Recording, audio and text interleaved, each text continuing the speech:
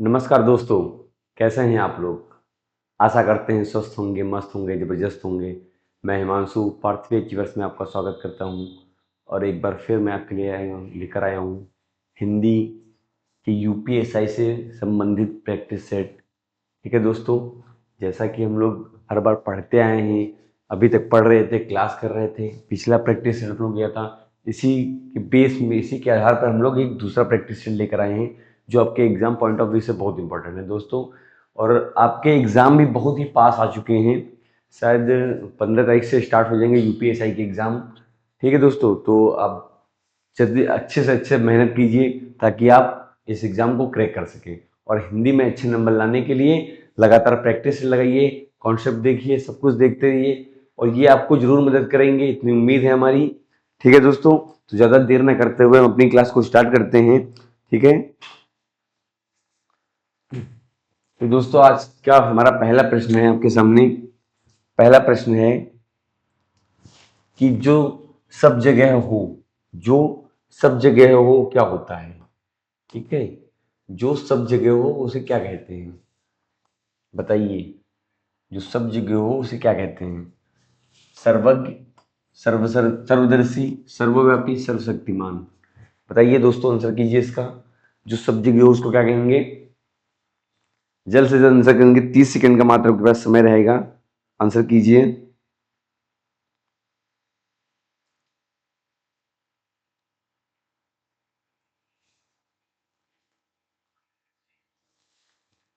हाँ तो दोस्तों, हमारा आंसर क्या होगा?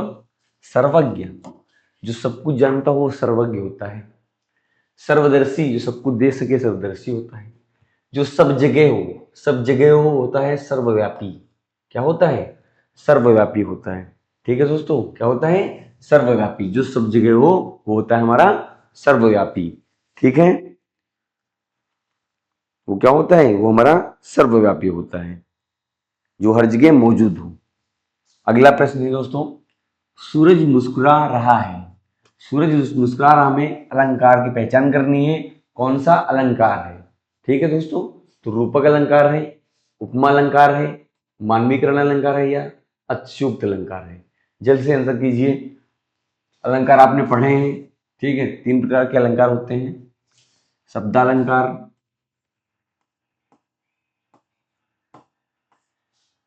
अर्थालंकार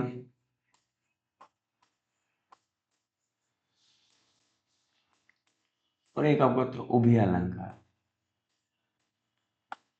ठीक है दोस्तों, 3 अलंकार आपने पढ़े हैं, जिसमें से हमने आपको शब्दालंकार के लिए एक शब्द बताया था। अवश्य शब्द याद करते हैं, जिसकी ट्रिक होती है पहचानने की। अवश्य से अलंकार हम पहचानेंगे। आ से होता है आपका अनुप्रास। क्या होता है? अनुप्रास। वा से होता है वक्रोक्ति। वा से ही आपका होता है विप्सा। सा से होता है श्लेष और या से आपका होता है यमक। ठीक है दोस्तों, तो इनको छोड़ के जो भी अलंकार होते हैं वो हमारे कहाँ आते हैं? वो हमारे अर्थालंकार के अंतर्गत आते हैं। अर्थालंकार में कौन कौन सा अलंकार आता है? अर्थालंकार में आपका आता है उपमा अलंकार, रूपक अलंकार, मानवीकरण अलंकार, ठीक है, उत्प्रेक्षा अलंकार,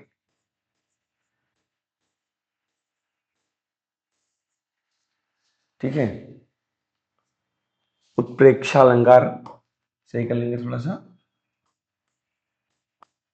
उत्प्रेक्षा अलंकार, ठीक है, अतिशयोक्ति अलंकार। बाकी जितने भी अलंकार होते हैं वो हमारे किसमें आते हैं? अर्थालंकार के अंतर्गत आते हैं। तो सूरज मुस्कुरा रहा है, मुस्कुराने का काम कौन करता है? मानव करते हैं। मुस्कुराने का काम कौन करता है? मानव करते हैं। तो जहां पर भी किसी चीज को मानव की संख्या दी जा रही होती है वो हमारा कैसा अलंकार होता है? वो हमारा मानवीकरण अलंकार हो जाता है। अतिशयोक्त अलंकार क्या होता है? जहां पर किसी भी चीज को बढ़ा चढ़ाकर व्यक्त किया जाता है वो हमारा क्या होता है? वो हमारा अतिशयोक्त अलंकार होता है। अगला आता है आपके पास रूपक अलंकार। रूपक अलंकार क्या होते हैं? रूपक अलंकार क्या होते हैं? जहां उपमेय में उपमान का भेद रहित आरोप हो वो रूपक अलंकार होते हैं। जहां सा सी से सरस समान आदि ऐसे शब्द मिल जाते हैं वो हमारे उपमा अलंकार के अंतर्गत आते हैं। ठीक है दोस्तों, तो आशा करते समझ में आया होगा। ये मानवीकरण यानी मानवीकरण अलंकार के अंतर्गत जहां पर मानव की संख्या दी जा रही है तो मानवीकरण अलंकार हो जाएगा। अगला प्रश्न है आपके पास, जो नियमों का पालन करे, जो नियमों का पालन करे वो क्या होता है? परिश्रमी, अनुशासित, ईमानदार या साहसी? बताइए, जल्द से जल्द आंसर कीजिए। 30 सेकंड का समय, 15 सेकंड का समय बहुत है आपके पास इसके लिए।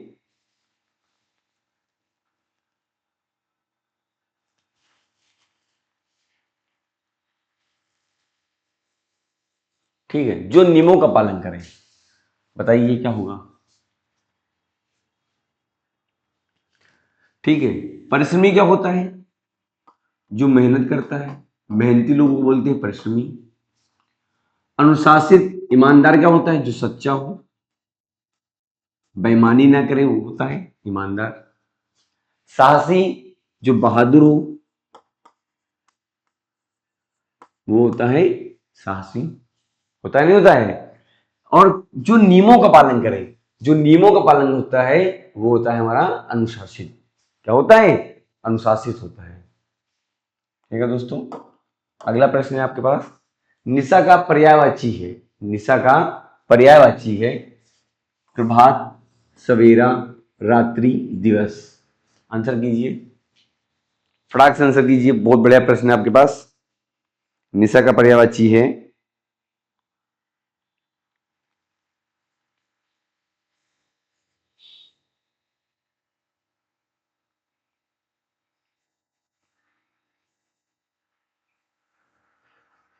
बताइए क्या होगा निशा का पर्यायवाची?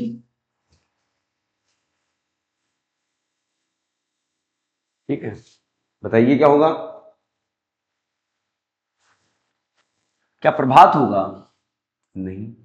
सवेरा होगा? नहीं। दिवस होगा? नहीं होगा। निशा का मतलब होता है रात्रि। क्या होता है? निशा का मतलब रात होता है, और रात को हम रात्रि में बोल सकते हैं। ठीक है, और क्या बोल सकते हैं? विभावरी बोल सकते हैं। क्या बोल सकते हैं? विभावरी।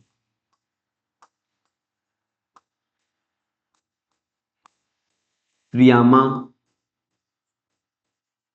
क्या बोल सकते हैं? त्रियामा भी बोल सकते हैं। किसको? रात को हम लोग त्रियामा भी बोल सकते हैं। और तमी भी बोल सकते हैं। क्या बोल सकते हैं? तमी। ये सब इसके पर्यायवाची है। किसके? रात के। ये दिन का पर्यायवाची है। किसका है? दिन का। और ये दोनों सुबह के पर्यायवाची है। प्रातः, प्रातः काल का जो समय होता है उसके पर्यायवाची क्या है? ये दोनों उसके पर्यायवाची है। ठीक है दोस्तों, तुम्हारा सही आंसर हो जाएगा, निशा का पर्यायवाची रात्रि है। रामायण की भाषा है, रामायण की भाषा है, जल्द से जल्द आंसर कीजिए, बहुत बढ़िया प्रश्न है। बहुत लोग जानते होंगे, बहुत लोग नहीं जानते होंगे। जो जानते हैं वो आंसर कहेंगे, जो नहीं जानते हैं वो देखेंगे। ठीक है, क्या रामायण की भाषा संस्कृत है, या हिंदी है, अवधी है, या ब्रज भाषा है? ठीक है, तो रामायण की भाषा हिंदी है? नहीं। संस्कृत है? जी, रामायण की भाषा संस्कृत है, ना कि अवधी है। अवधी किसकी भाषा है? रामचरितमानस की भाषा क्या है? अवधी है। रामचरित मानस की भाषा क्या है? अवधी। ठीक है दोस्तों,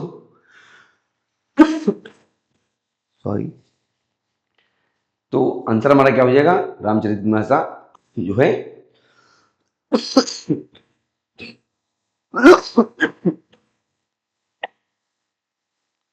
रामायण की भाषा क्या है? संस्कृत। जो पढ़ने योग्य हो, जो पढ़ने योग्य हो उसे क्या कहेंगे? पठनी, दर्शनीय, लेखनी, या श्रवणीय? बताइए, आंसर कीजिए इसका। इसके साथ साथ में सबका आंसर भी करेंगे कि क्या होता है, कैसे आंसर करेंगे। जो पढ़ने योग्य होता है उसके क्या बोलते हैं? क्या उसको दर्शनी बोलेंगे, क्या उसको पठनी बोलेंगे, क्या उसको लेखनी बोलेंगे, क्या उसको श्रवणी बोलेंगे? बताइए क्या बोलेंगे?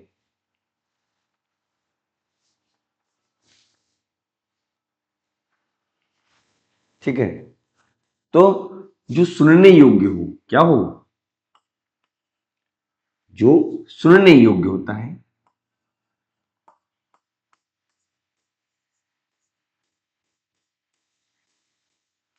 जो सुनने योग्य हो उसे बोलते हैं हम क्या, श्रवणी। जो लिखने योग्य हो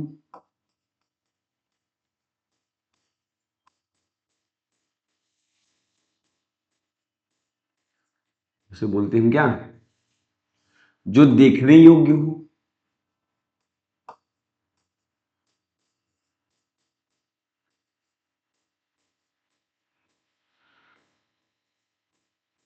वो हमारा होता है। बच्चा क्या, जो पढ़ने योग्य होता है उसको बोलते हैं पठनीय। जो पढ़ने योग्य होता है उसको बोलते हैं पठनीय।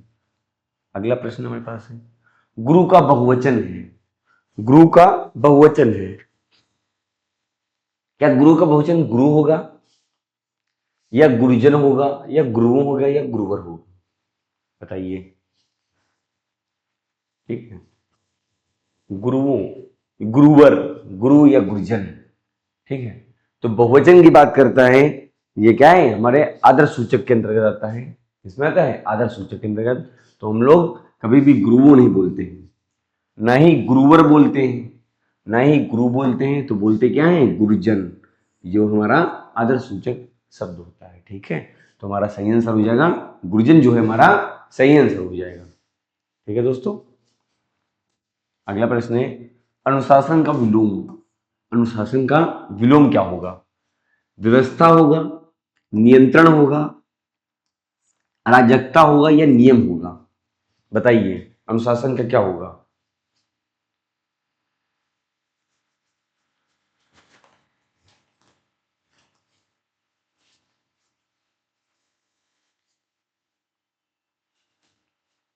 बताइए क्या होगा।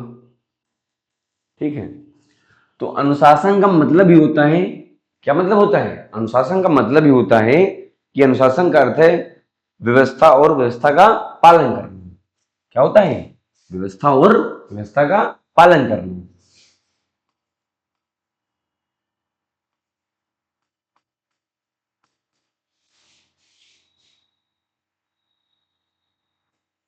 व्यवस्था का पालन करना क्या होता है,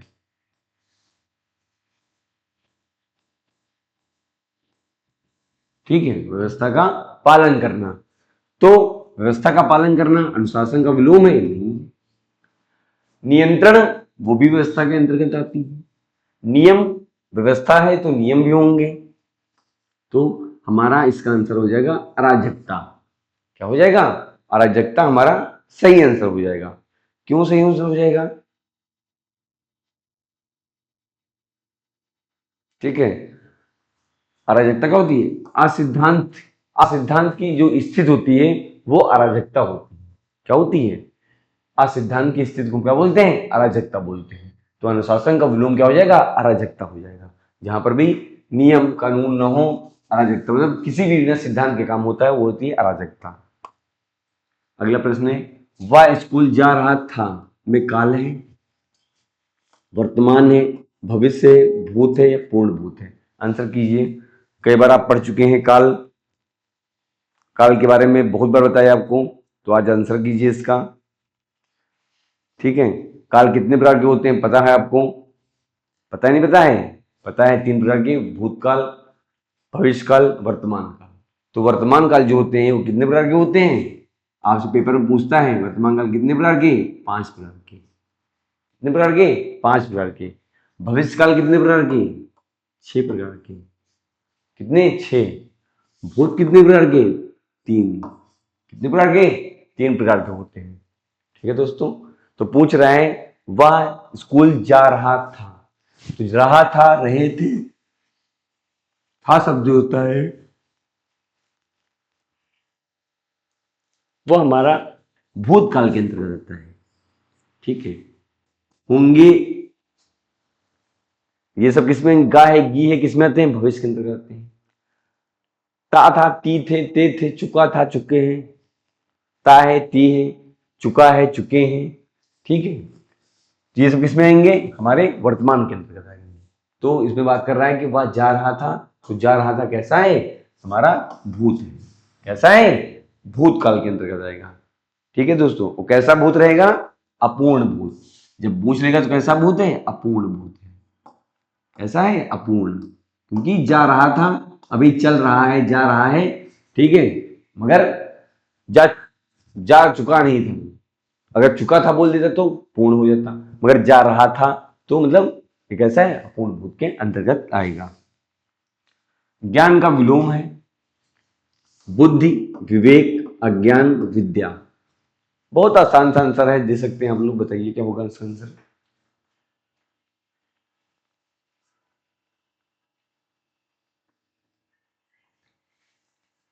ठीक है, ज्ञान का विलोम क्या हो जाएगा, अज्ञान। बुद्धि, क्या बुद्धि हो सकता है, बुद्धि हो सकता है इसका आंसर, नहीं हो सकता। क्यों, क्योंकि बुद्धि का अर्थ होता है समझ या बुद्धिमान व्यक्ति। ठीक है, विवेक, विवेक क्या होता है, विवेक का अर्थ होता है जो सही और गलत के बीच में अंतर कर सके, वो होता है विवेक। विद्या, विद्या क्या होती है, विद्या का अर्थ है जानकारी या, ठीक है, विद्या का अर्थ क्या है, जानकारी, यानी हमारा सही आंसर हो जाएगा, जो हमारा अज्ञान है हमारा सही आंसर हो जाएगा। अगला प्रश्न है, लाल लाल फूल में शब्द है, लाल लाल फूल में शब्द है।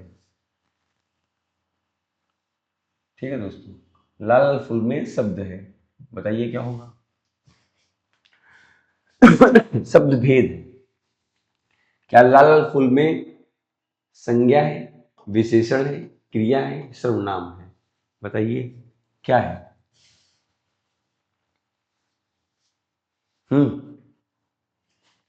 लाल लाल किसकी विशेषता बता रहे हैं, फूल की विशेषता बता रहे हैं। किसकी विशेषता है, फूल की। फूल क्या है हमारा, विशेष, क्या है, विशेष है। और लाल लाल क्या हमारा, विशेषण है। ठीक है दोस्तों, क्या है, विशेषण है। तो क्या ये संज्ञा है, संज्ञा नहीं। क्या ये विशेषण है, हाँ ये क्या है, विशेषण है। क्या है, विशेषण। संज्ञा कितनी प्रकार की होती है, 5 प्रकार की। ठीक है, कितनी प्रकार की, 5 प्रकार की। व्यक्तिवाचक, जातिवाचक, द्रव्यवाचक, भाववाचक और समूहवाचक। ठीक है, विशेषण, क्रिया, क्रिया के प्रकार आपको होता है 2 प्रकार की, सकर्मक क्रिया और अकर्मक क्रिया। सर्वनाम कितने प्रकार के, 6 प्रकार के। कितने प्रकार के, 6 प्रकार के सर्वनाम होते हैं। ठीक है, सर्वनाम शब्दों की संख्या कितनी होती है, 11। सर्वनाम शब्दों की संख्या की बात करेगा तो कितनी होती है, 11 होती है। सर्वनाम शब्दों की संख्या कितनी है, 11 है। ठीक है, तो सही आंसर हमारा हो जाएगा, विशेषण हमारा सही आंसर हो जाएगा। अगला प्रश्न है दोस्तों, सुहागिन शब्द है, सुहागिन शब्द है, तत्सम है, तद्भव है, विदेशी है, देशज है। आंसर कीजिए। मात्र 5 सेकंड नहीं, 10 सेकंड का समय आपको देते हैं। 10 सेकंड बहुत है इस प्रश्न का उत्तर देने के लिए। ठीक है दोस्तों, 10 सेकंड भी आपके लिए बहुत है। बताइए क्या होगा इसका आंसर।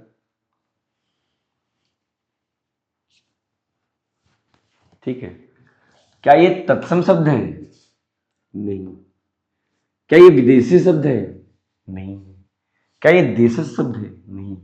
बच्चा क्या, सुहागिन जो है हमारा तद्भव शब्द है। अगर सुहागिन तद्भव शब्द है तो इसका तत्सम क्या होगा। ठीक है, इसका तत्सम क्या होगा, ये भी जानना है। इसका तत्सम क्या होगा, बता सकता है कोई, इसका तत्सम क्या होगा, कोई बता सकता है, बताइए जल्दी से, बताइए क्या होगा। तो इसका तत्सम शब्द हो जाएगा शुभगिनी। क्या हो जाएगा, शुभगिनी। शुभगिनी इसका तत्सम शब्द, तत्सम मतलब संस्कृत का शब्द है। ठीक है, तत्सम क्या होते हैं, जो संस्कृत के शब्दों से ज्यो के त्यों हिंदी भाषा में प्रयोग किए जा रहे हैं वो हमारे तत्सम होते हैं, और उनका जो बिगड़ा रूप होता है वो हमारा तद्भव होता है। ठीक है, तो हमारा क्या हो गया, सही आंसर हमारा हो जाएगा सुहागिन जो है हमारा तद्भव शब्द है। तो हमारा, और जो हमारा शुभगिनी है ये हमारा कैसा शब्द है, हमारा संस्कृत शब्द नहीं, इसका शब्द है। राम घर गया और सो गया। राम घर गया और सो गया में और क्या है? सरल वाक्य, संयुक्त वाक्य, मिश्र वाक्य, जटिल वाक्य। ठीक है, बताइए क्या होगा आंसर इसका? राम घर गया और सो गया, बताइए क्या होगा? राम घर गया और सो गया। पिछले ही प्रश्न, पिछले ही क्लास में आपको इसके बारे में बताया था। और जहां पर और शब्द आ जाए, ऐसे शब्द जहां आते हैं तो उनकी पहचान कैसे करते हैं, अगर आपने पढ़ा है तो आंसर जरूर दे लेंगे। ठीक है, बताइए क्या होगा? और शब्द किसको संबंधित करता है? सरल वाक्य बताए थे, जहां एक विधेय होता है, एक विधेय, एक उद्देश्य हो, एक विधेय हो, वो हमारा सरल वाक्य आता है। संयुक्त वाक्य, मिश्र वाक्य बताए थे। संयुक्त वाक्य क्या होते हैं? जहां जो प्रश्न क्या होते हैं, जो शब्द से नहीं, जो क्या होते हैं, और, तथा, किंतु, परंतु ऐसे शब्दों से जुड़े होते हैं। ठीक है, वो हमारे किसमें आते हैं? वो हमारे संयुक्त के अंतर्गत आते हैं। किसमें? और, तथा, किंतु, परंतु, लेकिन, ये सब किसमें होते हैं? हमारे संयुक्त वाक्य के अंतर्गत आते हैं। और मिश्र वाक्य क्या होते हैं? तुम्हारे यहाँ पे क्या है? और शब्द जहां पर भी आएगा तुम्हारा कैसा वाक्य है? हमारा संयुक्त वाक्य है। कैसा वाक्य है? संयुक्त वाक्य के अंतर्गत आएगा। ठीक है दोस्तों, अगर ये संयुक्त है तो मिश्र वाक्य में क्या क्या आते हैं? मिश्र वाक्य में क्या क्या आते हैं? आपने गाना सुना है, कहाँ वहां की ताकी, ताकी रे ताकी रे, गाना सुना है तो वही बार, कहाँ वहां की ताकी।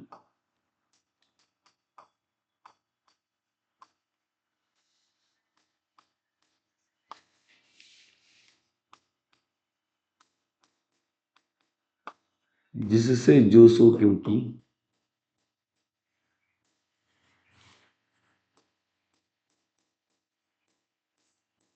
ठीक है, आदि ऐसे शब्दों से जुड़े होते हैं, वो हमारे मिश्र वाक्य के अंतर्गत आते हैं। संयुक्त वाक्य के लिए और, तथा, किंतु, परंतु, लेकिन, अथवा, ये सब शब्द क्या होते हैं? हमारे हमारे क्या होते हैं? वो हमारे संयुक्त वाक्य के अंतर्गत आते हैं। अगला प्रश्न है, राम ने कहा कि वह आएगा। राम ने कहा कि वह आएगा। क्या ये सरल वाक्य, संयुक्त वाक्य, मिश्र वाक्य, जटिल वाक्य? अभी आपको बताया है, अगर आपने ध्यान दिया है तो इसका जरूर कर लेंगे। आंसर दीजिए क्या होगा, बताइए क्या होगा? राम ने कहा कि वह आएगा।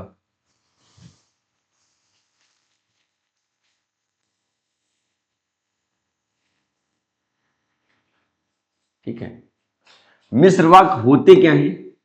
अभी आपको होता है पहचान कैसे करते हैं, मगर होते क्या हैं? जिसमें एक कथन हो और दूसरा क्या होता है? दूसरा परिणाम होता है। दूसरा परिणाम होता है, वो हमारे क्या होते हैं? हमारे मिश्र वाक्य के अंतर्गत आते हैं। ठीक है, मिश्र वाक्य जैसे, यदि तुम मेहनत करते तो पास हो जाते, यदि डॉक्टर समय पर आ जाता तो रोगी बच जाता।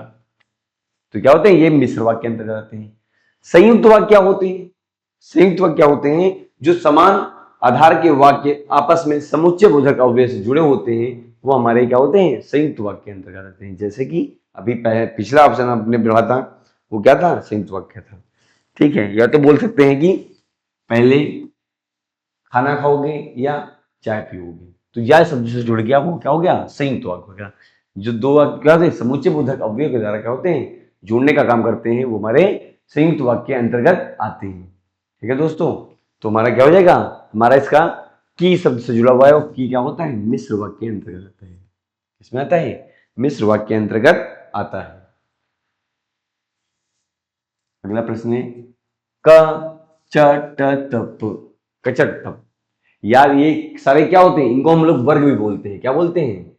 इनको हम लोग वर्ग भी बोलते हैं। का वर्ग, चा वर्ग, टा वर्ग, ता वर्ग, पा वर्ग और सभी। तो ये सभी क्या है? घोष है, अघोष है, स्वर है, नासिक है। बताइए क्या है? क्या ये नासिक हैं? नासिक नहीं। ठीक है, किसी भी वर्ग का जो आखिरी अक्षर होता है, आखिरी मतलब पांचवा अक्षर जो होता है, वो हमारा नासिक के अंतर्गत आता है। तो ये नासिक है? क्या ये नासिक पहले बात है? तो ये पहले नंबर पे आते हैं, तो ये नासिक नहीं है। क्या ये स्वर है? स्वर भी नहीं है। स्वर कितने होते हैं? 11 होते हैं, आपको बताया हमने। व्यंजन कितने होते हैं? 33। मूल व्यंजन, ऐसे व्यंजन पूछ लेगा तो 39। मूल व्यंजन की बात करेगा तो 33। ठीक है, जब वर्ग की बात कर लीजिए, अगर 25 वर्गीय व्यंजन की संख्या कितनी होती है? 25 होती है। अगर 25 ऑप्शन में नहीं मिलता है तो आप 27 लगा सकते हैं। 27 कौन से बढ़ जाते हैं? इसमें ताड़नजात, उच्छिष्ट व्यंजन या द्विगुणित व्यंजन बढ़ जाते हैं, तो ये 27 बन जाते हैं। वरना वर्गीय व्यंजन की संख्या क्या होती है? हमेशा 25 होती है। ठीक है दोस्तों, एक आपका आता है चा, छा, जा और झा। ठीक है, इनको क्या बोलते हैं? इनको हम लोग स्पर्शी संघर्षी व्यंजन बोलते हैं। क्या बोलते हैं? स्पर्शी संघर्षी व्यंजन बोलते हैं। याद रहेगा। ठीक है, तुम्हारा प्रश्न है कि का चार प्रकार सभी क्या है? घोष है, अघोष है, स्वर है। अघोष क्या होते हैं? किसी भी वर्ग का पहला, दूसरा, सा, सा और सा, ये 13 अक्षर होते हैं, ये सब अघोष होते हैं। इनको छोड़कर जितने भी होते हैं वो हमारे घोष या सघोष के अंतर्गत चले जाते हैं।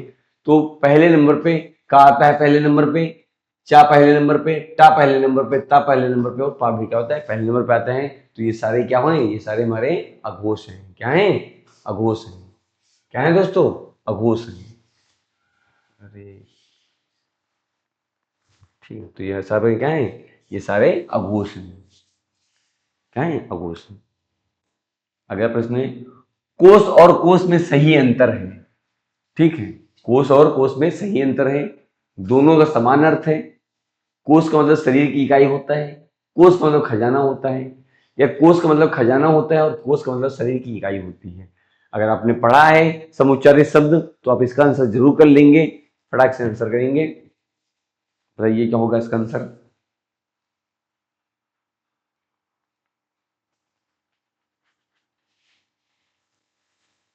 बताइए क्या होगा इसका आंसर? ठीक है, तो दोनों का समान अर्थ है? नहीं, दोनों का समान अर्थ नहीं है। क्या कोष का मतलब शरीर की इकाई होता है? इस कोष का मतलब शरीर की इकाई नहीं होता है। इस कोष का मतलब क्या खजाना होता है? नहीं होता है। तो बच्चा हमारे पास लास्ट ऑप्शन, इस कोष का मतलब होता है खजाना। ठीक है दोस्तों, इस कोष का मतलब होता है खजाना। किसका मतलब? इस कोष का मतलब होता है खजाना और इस कोष का मतलब होता है शरीर की इकाई।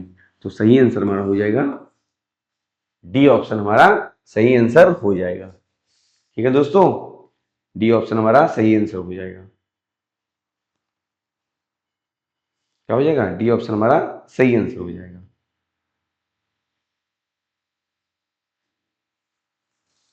अगला प्रश्न है, झरना काव्य संग्रह किसका है?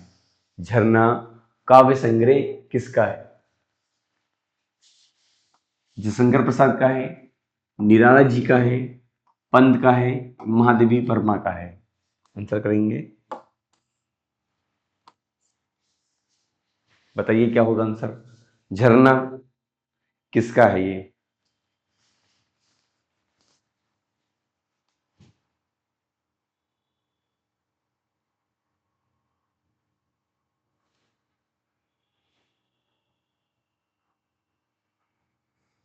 बताइए आंसर क्या होगा इसका? झरना जो है किससे संबंधित है?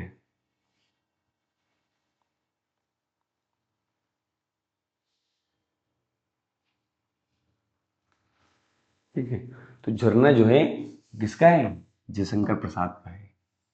किसका है?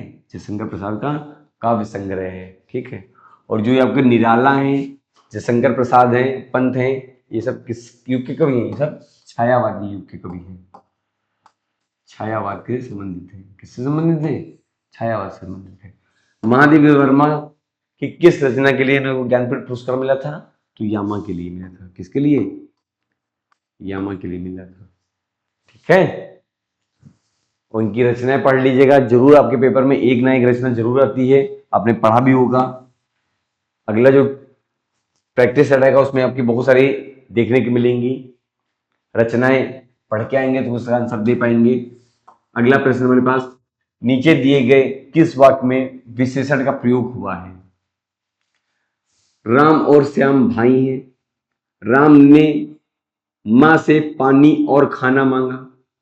माँ ने खाने में दाल और रोटी परोसी। राम ने रोटी खाकर रोटी मांगी। इसका आंसर दे दीजिए, क्या होगा इसका आंसर, बताइए। तो राम और श्याम जहां पर दो पदों वाक्यों संज्ञा को जोड़ने का काम करता है, तो ये हमारा क्या हो गया, संयुक्त वाक्य के अंतर्गत आ जाता है। क्या होता है, संयुक्त के अंतर्गत आता है। राम ने माँ से पानी और खाना मांगा, तो दो उपवाक्यों वाक्यों को जोड़ने का काम करेगा, ये भी क्या हो गया हमारा संयुक्त वाक्य के अंतर्गत आएगा। माँ ने खाने में दाल और रोटी मांगी, ये भी क्या हो गया हमारा संयुक्त वाक्य के अंतर्गत आ जाएगा। बच्चा हमारे पास क्या विशेषण की बात कर रहा है, राम ने रोटी खाकर और रोटी मांगी। राम ने रोटी खाकर और दो लोग को अलग नहीं कर रहा है, न जोड़ने काम कर रहा है। राम ने रोटी खाकर और मतलब और मांग रहा है कि और दीजिए हमको। तो यहाँ पर जो विशेषण है, ये और शब्द जो है हमारा विशेषण का काम कर रहा है, तो इसमें विशेषण का प्रयोग किसमें हुआ है, तो डी ऑप्शन आपके पास है जो सही आंसर है। राम ने रोटी खाकर और रोटी मांगी हमारा सही आंसर हो जाएगा। अव्यय किसे कहते हैं, अव्यय किसे कहते हैं, जो शब्द रूप बदल देते हैं, जो शब्द रूप बदल देते हैं, ठीक है, जो शब्द रूप बदल देते हैं या जो शब्द लिंग बदल देते हैं, जो शब्द किसी भी रूप में परिवर्तन नहीं करते हैं, जो शब्द संज्ञा के साथ स्थान पर आते हैं। बताइए क्या होगा आंसर, बताइए क्या होगा आंसर।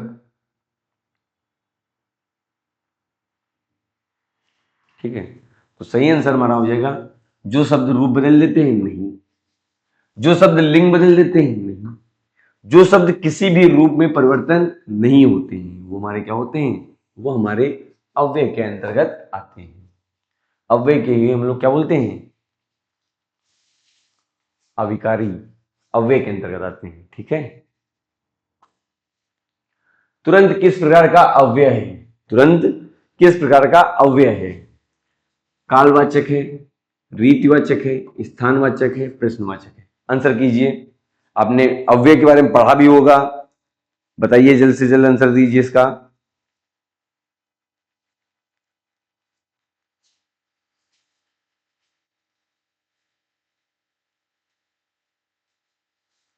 बताइए क्या होगा अव्यय, क्या ये कालवाचक है, तुरंत क्या ये कालवाचक को परिवर्तित कर रहा है, या रीतिवाचक को बता रहा है, या स्थानवाचक को बता रहा है, किसको बता रहा है। जिसको भी बता रहा है आप जल्द से जल्द आंसर कीजिए कमेंट बॉक्स में।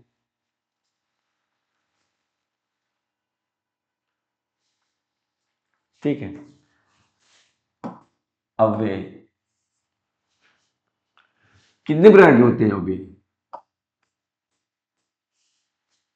अव्यय कितने प्रकार के होते हैं। ठीक है, पहले तो अव्यय 4 प्रकार के थे, मगर अब इनमें एक बढ़ गया, हुए कितने, 5। कितने हो गए, 5। कौन कौन से, क्रिया विशेषण अव्यय,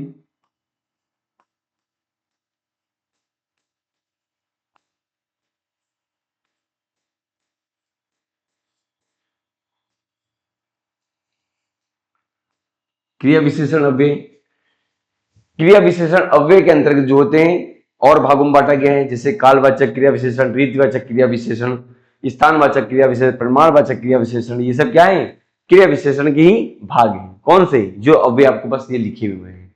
ठीक है, तो बच्चे कौन कौन से हैं, समुच्चय बोधक अव्यय,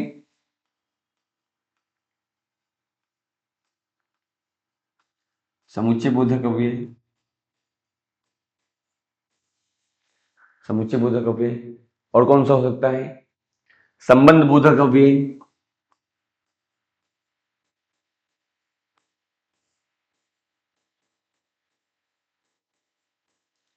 ठीक है, और क्या गया, विस्मयादि बोधक अव्यय,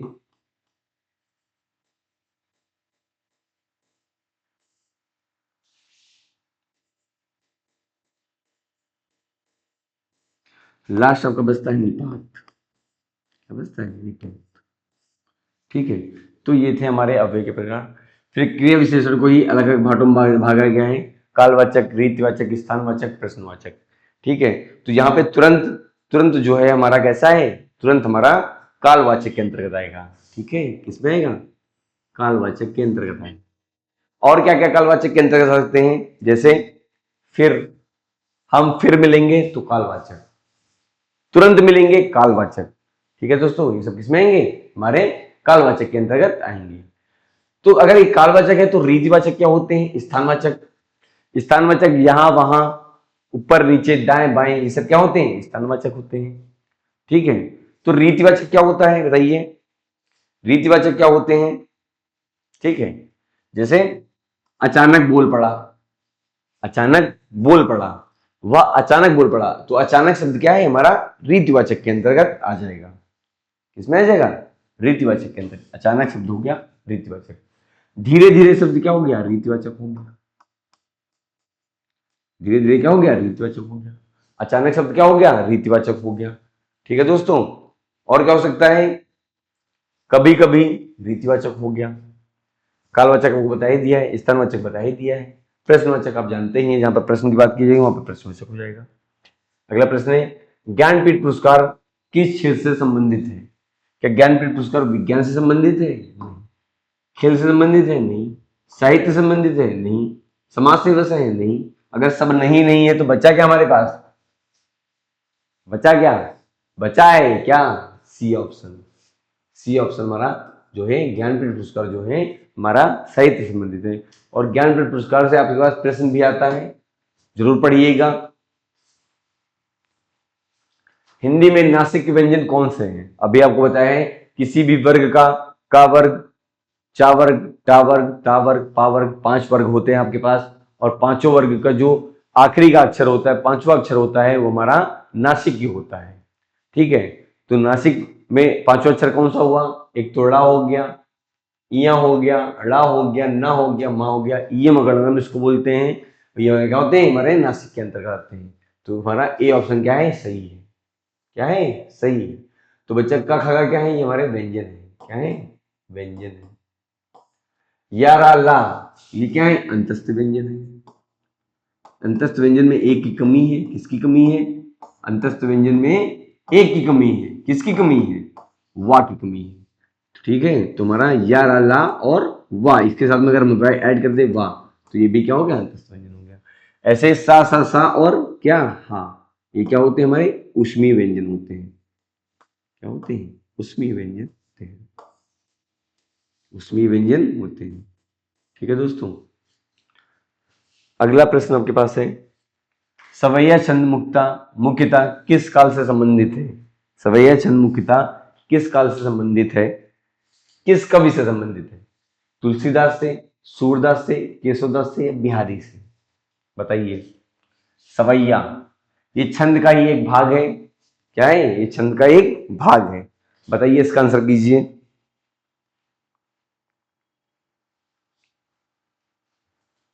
ठीक है, तो सवैया छंद के जो प्रमुख कवि हैं वो हमारे कौन है, केशवदास जी हैं। कौन है, केशवदास जी हैं। ठीक है, इनकी एक रचना है, कौन सी रचना है, रामचंद्रिका। कौन सी है, रामचंद्रिका।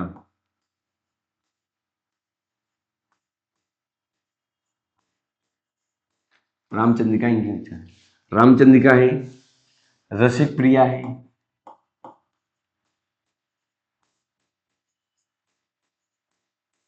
कवि प्रिया है। कौन सी है, कवि प्रिया।